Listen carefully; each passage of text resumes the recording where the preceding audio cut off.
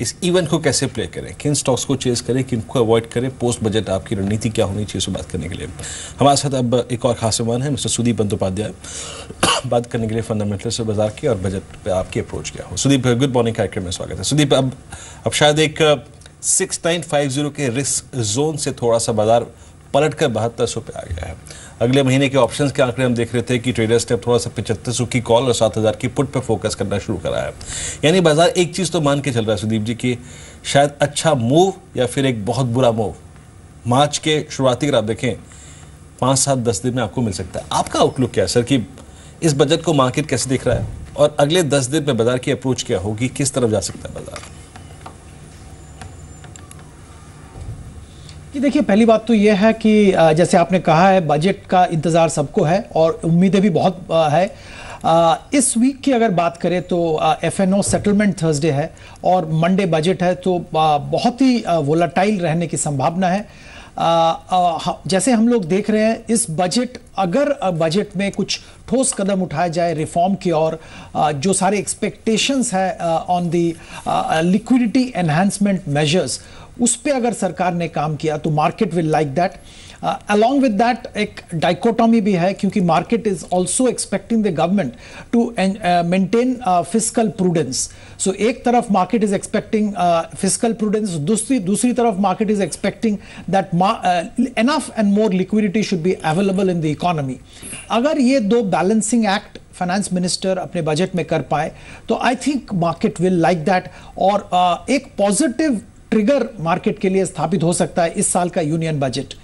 पर ये यहां पे ध्यान रखना पड़ेगा कि बहुत सारे ग्लोबल इश्यूज हैं, बहुत सारे structural and economic issue India में अभी भी है, तो इसको ध्यान में रखना पड़ेगा। और ऐसा नहीं कह सकते हैं कि it's going to be a one way street. There will be volatility, there will be pressures on the market and there will be pressures on the economy. So overall in the challenging environment हम लोगों को लगता है कि budget अगर ठीक ठाक हो तो मार्केट के लिए एक पॉजिटिव ट्रिगर जरूर आने की संभावना है। राइट, लेकिन सर मुश्किल ये है कि पैसा कमाना बहुत मुश्किल हो गया है और वोलेटिलिटी बहुत ज्यादा देखने को मिल रहा है। मानते हैं बजट बहुत बड़ा ट्रिगर मार्केट्स के लिए साबित हो जाएगा, तो एग्जैक्टली एलोकेशन कौन से स्टॉक्स कौन से एरियाज में कर सकते हैं बजट से ठीक पहले, जहां पर आपको लगता है कि रिफॉर्म्स बहुत स्ट्रांग देखने को मिलेंगे और उसका इंपैक्ट स्टॉक प्राइस पे डेफिनेटली आएगा? ऐसे कौन से स्टॉक्स हैं आपके रडार पर? देखिए, ऐसे डेफिनेटली बोलना तो बहुत मुश्किल है, पर एक एरिया जहां पे अभी तक सरकार ने काम नहीं किया और एक बहुत बड़ा एरिया है कंसर्न का ओवरऑल बजट के लिए, एक फर्टिलाइजर। जैसे हम जानते हैं कि फर्टिलाइजर सब्सिडी एक बहुत बड़ा हिस्सा है गवर्नमेंट का बजट का और आज के दिन में शायद ये सबसे बड़ा सब्सिडी बर्डन सिंगल आइटम जो सरकार को बियर करना पड़ रहा है।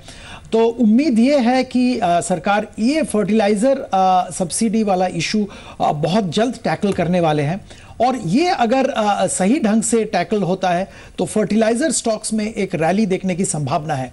पर जैसे मैं जिक्र कर रहा हूं ये सारा मतलब it's all expectation and speculation.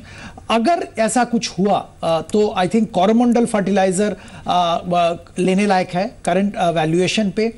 पर निवेशक को यहां पे ध्यान रखना पड़ेगा कि 1 साल प्लस के टाइम होराइजन से ले रिफॉर्म जरूर होगा, it's a matter of time. जी सुदीप जी, एक और चीज़ है, सबसे कमज़ोर कड़ी इस बाजार की बैंक है और इस बैंकों के बिना आप ऑल टाइम हाई क्रिएट नहीं कर सकते और इन्हीं बैंकों के साथ आप अपने 52 हफ्तों के लोज को भी लगाते हैं।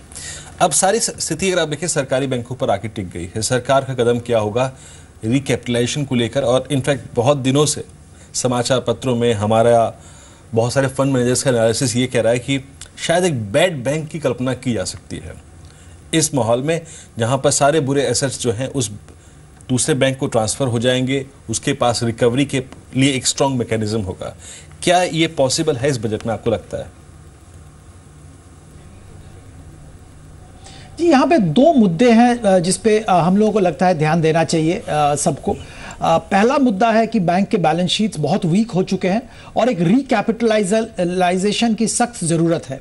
तो सरकार को कुछ ऐसा कदम उठाना पड़ेगा जिससे कि बैंक्स के बैलेंस शीट स्ट्रांग हो और ये टू एन एक्सटेंट अगर ऐसा हुआ तो that will tackle the current NPA जो बैंक ने राइट ऑफ किया है, उसका जो इंपैक्ट है बैलेंस शीट पे उसको हैंडल करेगा। पर इससे भी बड़ी बात समस्या जो है, और शायद बहुत लोग इसको इग्नोर कर रहे हैं, कि फ्यूचर में क्या होगा, क्योंकि मानिए एक जो लोन है उसका बैंक ने कुछ परसेंटेज उन्होंने राइट ऑफ किया है और कुछ परसेंटेज उन्होंने रखा है, या जो रिस्ट्रक्चर्ड एसेट्स हैं वहां पे आने वाले दिनों में क्या होने वाला है, ये डिपेंड करेगा इकोनॉमी में कब सुधार आता है, कैसे global markets particularly in case of commodities like steel and aluminium and other things move. अगर वहां पे पॉजिटिव मोमेंटम नहीं आया तो एक बार आपका बैलेंस शीट क्लीन होने से भी आई थिंक प्रॉब्लम खत्म नहीं होगा, क्योंकि आने वाले दिनों में वही सारे एसेट्स जो अभी भी बैंक के बुक्स में गुड एसेट्स बोल के दिख रहे हैं या रिस्ट्रक्चर्ड एसेट्स बोल के दिख रहे हैं, वहां पे समस्या आ सकती है। तो आज के दिन में एक बैड बैंक क्रिएट करके कुछ एनपीएस हटा के हम लोगों को नहीं लगता है कि सोल्यूशन आएगा। सोल्यूशन कंप्लीट होलिस्टिक होना चाहिए, एक प्लान होना चाहिए सरकार की तरफ से, कैसे कैसे बैंक्स को कैपिटलाइज किया जाएगा, कैसे कैसे छोटे बैंक्स को आई थिंक मर्ज करके 4-5 बड़े बैंक्स में कन्वर्ट किया जाएगा। एक ओवरऑल गेम प्लान उभर के आना चाहिए, तभी I think market will be happy.